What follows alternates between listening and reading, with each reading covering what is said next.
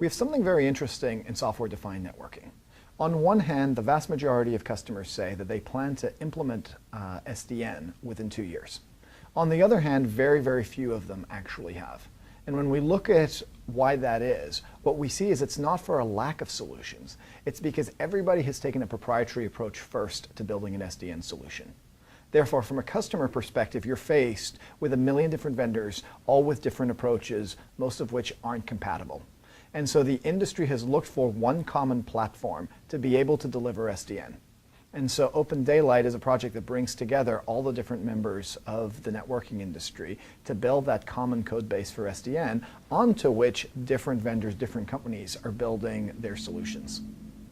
It's amazing what's happened in just over a year with OpenDaylight.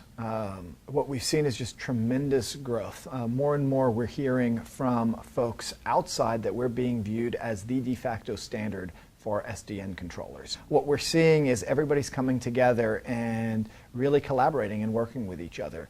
And the progress, therefore, is actually among the best that we've ever seen for a new open source project. Open source has a wide range of advantages for the end user, and that is whether someone picks up a pure open source project or picks it up from a vendor-supported version. The first one is the fact that you're getting in on a platform. Right? If we think about what happened with VHS versus Betamax, it didn't make any sense for anybody to buy one of these machines until we knew which standard was going to win.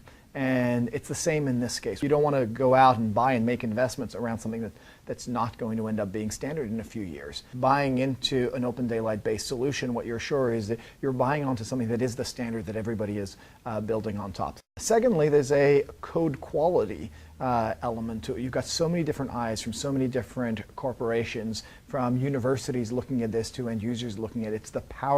It's the true power of the community. Brocade's really been a key leader in the OpenDaylight project. It was a founding member of the project. It's been a platinum member, again, since its founding. And what we've seen is Brocade actually increasing investment over time. There are a number of key engineers that are participating even at the heart of the project within the controller team. Brocade's gone out and hired some of the top talent that's out there in the space. And right now, Brocade is really one of the first, if not the first company to release an end-to-end solution that is based on OpenDaylight at its heart.